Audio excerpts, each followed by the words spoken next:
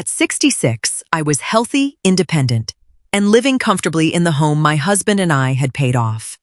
Then, my daughter-in-law arrived with paperwork for a retirement community and a timeline for selling my house. That was when I realized this wasn't about helping me. It was about taking control. The Sunday announcement. The dinner plates were barely cleared when Judith set a glossy brochure on my dining table. It showed a photograph of a manicured courtyard with neatly paved paths and smiling seniors playing cards under a gazebo. My son Michael kept his eyes glued to his water glass, turning it in slow circles over the oak wood. We took the liberty of filling out the preliminary intake form, Beverly, Judith announced, tapping the glossy paper with a polished red fingernail. The waiting list for the single-story cottages at Shady Pines is 6 months. If we list your house by spring, the transition will be seamless. It solves everything. I sat back against my chair, resting my hands in my lap. I was 66, retired from 30 years of managing records at the county courthouse, and in perfectly good health. My garden was planted with heirloom tomatoes, and my mornings belonged entirely to my own routine. I didn't ask anyone to research housing for me, Judith, I said quietly. We know what's best for you, Mom, my daughter-in-law said, leaning forward with an authoritative smile that left no room for debate. She had already mapped out the timeline on her tablet, speaking as if my presence in my own home was a logistical problem waiting to be solved. My daughter-in-law had already made the decision for me. I looked her in the eye and said, "Then you've forgotten whose life this is." Judith blinked, clearly surprised by the steady tone of my voice, while Michael cleared his throat awkwardly and murmured something about traffic before checking his watch. Neither of them expected resistance from a woman who had spent the last 2 years quietly babysitting their son Leo 3 afternoons a week without asking for a dime. Instead of arguing, I stood up, stacked their dessert plates calmly, and carried them to the kitchen sink. The brochure remained completely untouched on the dining room table as their car drove away into night. Patterns of presumption. The brochure was not an isolated incident. It was simply the loudest expression of an unspoken pattern. Over the previous 6 months, Judith had gradually begun managing my life in small, intrusive increments. She reorganized my kitchen pantry during a Sunday visit, tossing out ceramic jars my late husband Arthur had built, claiming airtight plastic bins were more sanitary. She redirected my utility bills to their online account so Michael could monitor them, insisting paper mail attracted identity thieves. Whenever I objected, Judith waved her hand dismissively and said it was modern efficiency. Michael always nodded along, exhausted from his corporate sales job, preferring his wife's aggressive order to any uncomfortable household tension. They treated my 3-bedroom house as an oversized family storage locker, dropping off winter tires, excess patio furniture, and unopened Amazon boxes in my basement without asking. On Tuesday morning, Judith texted me at 6:30, dropping Leo off at 2. Michael and I have back-to-back presentations until 7. There was no question mark at the end of her sentence. It was a scheduling notice identical to the ones she sent her junior project managers. For 2 years, I had accommodated these sudden drop-offs because I loved my 7-year-old grandson and wanted to help my son through his demanding career. But looking at the text on my kitchen counter beside Arthur's empty armchair, I realized my willingness had been converted into an administrative entitlement. I put my phone down without replying immediately. Instead of prepping afternoon snacks or canceling my morning walk, I put on my gardening boots, walked outside into the crisp Ohio air, and spent 3 uninterrupted hours pruning my hydrangeas. When I finally came inside at noon, I sent a brief reply, "I have plans this afternoon. You will need to make other arrangements for Leo." 10 seconds later, the phone began to ring. I turned off the ringer and poured my tea. Setting the first boundary. Judith did not take the text lightly. By 4 o'clock that afternoon, Michael arrived at my front door, alone. His tie loosened and his briefcase slung over one shoulder. He looked flustered, carrying the distinct stress of someone caught between 2 uncompromising forces. "Mom." "What happened today?" Michael asked, stepping into the kitchen and running a hand through his thinning hair. Judith had to reschedule a client call to pick Leo up from school. "You're always home on Tuesdays. Being home does not mean I am on standby, Michael," I replied, gesturing toward the kettle on the stove. "Would you like a cup of tea?" "I don't want tea, Mom. I want to know why you're suddenly shutting us out," he said, leaning against the counter. "Judith was only trying to streamline things for you with the brochure on Sunday. You're 66. Maintaining this 4-bedroom lot, the lawn, the property taxes. It's too much for one person. If you moved to Shady Pines, you wouldn't have any chores, and we could manage everything easily." I looked at my son, seeing the small boy who used to build blanket forts in the living room, now transformed into an adult, using corporate buzzwords to package my displacement as a favor. Have I ever failed to pay my taxes? Michael. Have I ever asked you to mow my lawn or pay my plumber? No, but that's not the point, he stammered, looking away toward the back patio. We're just trying to plan ahead before something happens. Planning ahead involves the person whose life is being planned, I said evenly.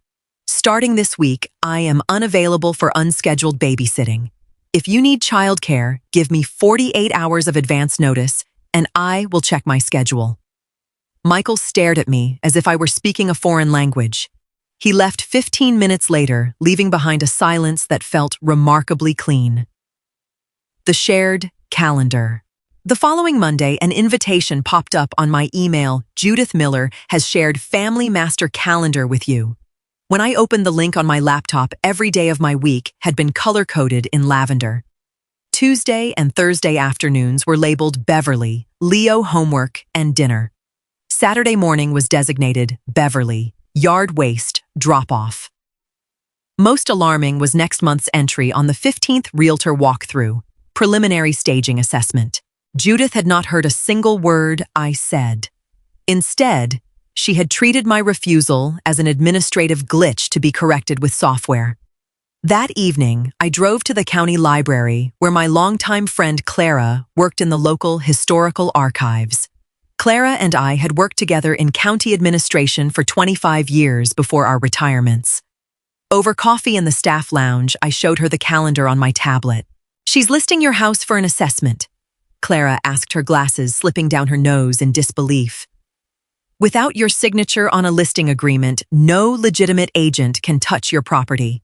She thinks if she creates enough momentum, I will simply go along with it to avoid friction," I said. Michael has always hated conflict, and Judith uses that silence as permission. "What are you going to do?" Clara asked. "I'm going to fill my calendar with my own life," I answered. Clara smiled, reaching into her desk drawer and pulling out a blue folder. The County Historical Society just received a grant to digitize 50 years of municipal land deeds and probate registers.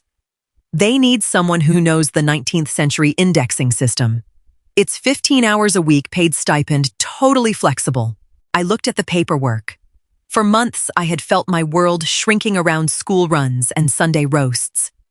Sitting across from Clara, looking at the familiar cataloging codes, I felt my spine straighten. I signed the application on the spot. Quiet resolve. Wednesday afternoon brought a sharp change in the weather, with rain pattering steadily against my living room windows. I spent the morning setting up my small home office desk, dusting off my old magnifying lamp, and organizing my notebooks for the archive project. At 2:15, my doorbell rang. When I opened it, Judith stood on the porch holding Leo by the hand, a large plastic tote bag balanced on her shoulder. Her raincoat was unbuttoned, and her face wore the tense expression of someone managing an emergency. His after-school science club was canceled because of the storm, Judith said, guiding Leo past me into the foyer before I could say a word. "I have a regional conference call at 3. I left his allergy medication and his tablet in the bag. Michael will pick him up around 6:30. Leo looked up at me with tired, rain-streaked eyes, clutching his backpack. I would never use a child as collateral in an adult dispute, so I took his wet jacket and hung it gently on the coat rack. "Go wash your hands and pick a book from the den, Leo," I told him softly. He nodded and ran down the hallway. Once he was out of earshot, I turned to Judith, who was already checking her smartwatch. Judith, I said firmly. She looked up, sighing impatiently. Beverly, I know you mentioned a 48-hour rule, but family steps up during emergencies. That's what family does. An emergency is a hospital visit or a broken pipe, I said, looking directly into her eyes without raising my voice. This is a routine scheduling conflict. I am keeping Leo today because he is here and it is storming outside. But you need to understand something clearly. This is the final time you drop him off without receiving my explicit confirmation first. You're making this unnecessarily difficult, Beverly, she snapped, adjusting her umbrella. No, I replied. I am simply making my boundaries visible. An independent path. By the middle of November, my new routine was firmly established. 3 mornings a week, I drove my sedan to the county records building downtown. Working in the climate-controlled archives handling leather-bound ledger books and cross-referencing 19th-century property deeds reawakened a part of my mind that had been dormant since retirement. I was surrounded by professional colleagues who valued my institutional knowledge, and my days had structure and purpose that belonged solely to me. I also hired a local high school student named Marcus to handle my heavy yard chores. Every Saturday, Marcus raked the leaves, cleaned the gutters, and stacked firewood on my back porch. I paid him $20 an hour from my pension. When Michael drove past one afternoon and saw Marcus working on my roofline, he called me immediately from his car. Why are you paying a teenager to do the gutters, Mom? Michael asked, his voice tight. I could have done that on a weekend. You haven't had time to clean my gutters in 2 years? Michael? I replied calmly, reviewing an archive spreadsheet on my monitor. Marcus does excellent work, and my gutters are cleared before the first frost. It is handled. You're wasting money when we're trying to build equity, he muttered. My pension pays for my home maintenance, I said. How I spend my household budget is my decision. He fell silent for several seconds. In the background, I could hear Judith talking to someone about real estate comps, her voice sharp and rapid. Mom, Michael said quietly, sounding more tired than usual. Judith invited an appraiser over to your place on Saturday afternoon, just to get a baseline valuation for our long-term family portfolio. Please don't make a scene. I closed my laptop screen slowly. Michael, tell your wife to cancel that appointment immediately. She can't, Mom. It's already confirmed. Then she made a promise she cannot keep, I said, and ended the call. The uninvited appraisal. Saturday arrived with bright November sunshine and a cold northern breeze. At precisely 2 o'clock, a silver SUV pulled into my driveway, followed immediately by Judith's crossover. A tall woman in a navy blazer stepped out of the SUV carrying a clipboard, a laser measuring device, and a stack of marketing folders. I stood on my front porch, wearing my wool cardigan, holding a mug of warm cider. Judith stepped onto the walkway, offering a bright, performative smile aimed at the appraiser. Beverly. This is Brenda from Lakeshore Realty. She's just going to take 20 minutes to measure the square footage and assess the kitchen finishes for our portfolio file. Brenda extended her hand toward me with a practiced professional grin. Lovely property, Mrs. Miller. The curb appeal alone in this school district is fantastic. I did not shake her hand, nor did I step aside from the front door. Brenda, I'm sure you are very good at your job, I said, in a calm, clear voice that carried across the quiet lawn. However, my daughter-in-law does not own this property.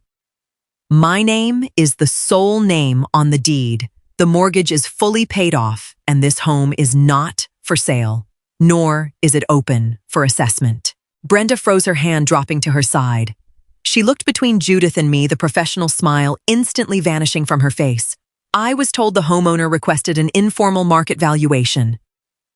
You were misinformed? I replied steadily. I apologize for your wasted drive, but you need to leave my property. Beverly, Judith hissed, stepping forward with her cheeks flushing crimson. Stop this right now. We are doing this for the family's future. You are trespassing on private property, Judith, I said, without blinking. Brenda, please return to your car. Brenda muttered a quick apology, gathered her folders, and retreated down the driveway without looking back. A choice for Michael. As Brenda's car pulled out of the neighborhood, Judith turned on me, her composure completely shattered. "Do you have any idea how much work I put into booking that consultation?" Judith demanded, standing on the bottom step of my porch. "Michael and I need to know the liquid value of this house. We are trying to buy into a partnership at his firm, and your equity is sitting here wasted on a house that's 80% empty." The truth was finally out in the open.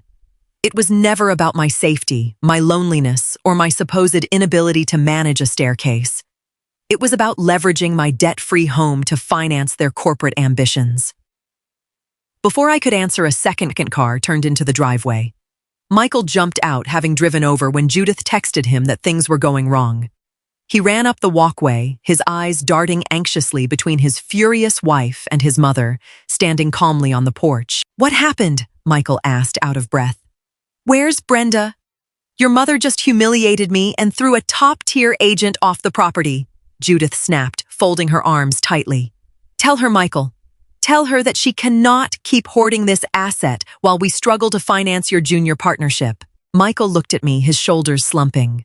"Mom, we were going to use a home equity loan against your property. We would have paid the interest. We were going to build an attached suite for you at our house later. It was supposed to benefit everyone." I looked at my son, feeling a profound pang of sorrow, not for my lost peace, but for the man he had chosen to become. "Michael," I said softly, "you allowed your wife to treat me like an incompetent dependent because you lacked the courage to ask me for a loan like an adult." Michael flinched as the words hit him. Drawing the line.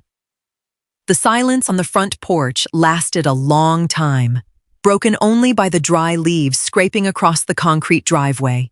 Judith looked at Michael, expecting him to fight back, but my son kept his head down, unable to meet my eyes. "I want both of you to listen to me carefully," I said, keeping my voice steady, grounded, and entirely free of anger. "I spent 30 years working for the county.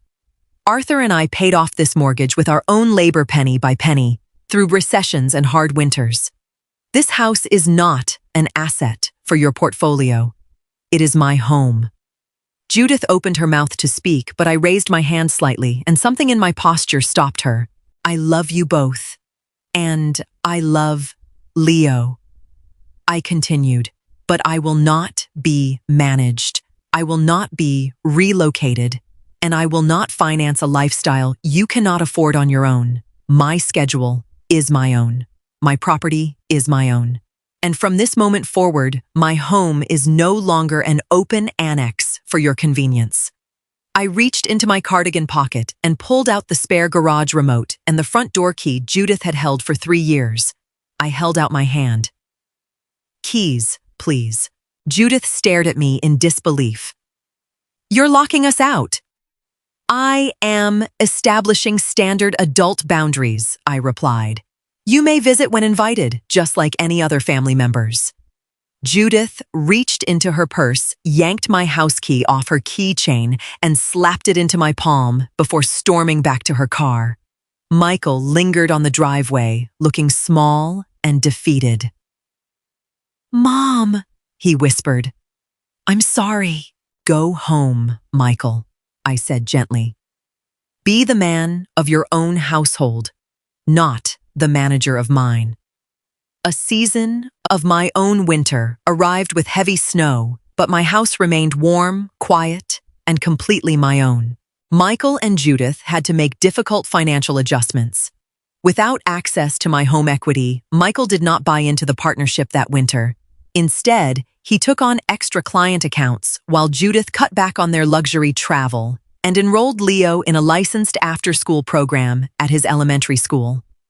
The initial weeks were strained, marked by stiff, polite text messages that dealt only with practical matters. I did not gloat, nor did I apologize for standing my ground.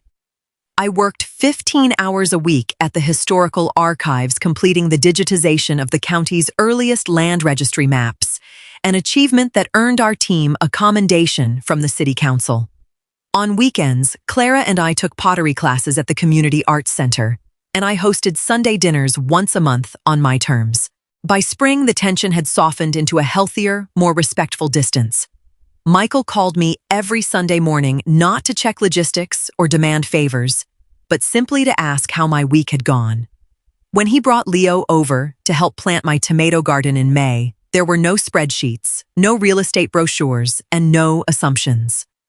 Judith remained distant, but when she stepped across my threshold for Mother's Day dinner, she knocked on the front door first and waited for me to answer. Sitting on my back porch on a warm June evening, watching the fireflies flicker across the lawn, Arthur and I had tended for decades. I poured a glass of cold, iced tea. Aging had not diminished my place in the world. It had simply clarified it. I loved my family deeply, but the compass of my life remained firmly in my own hands.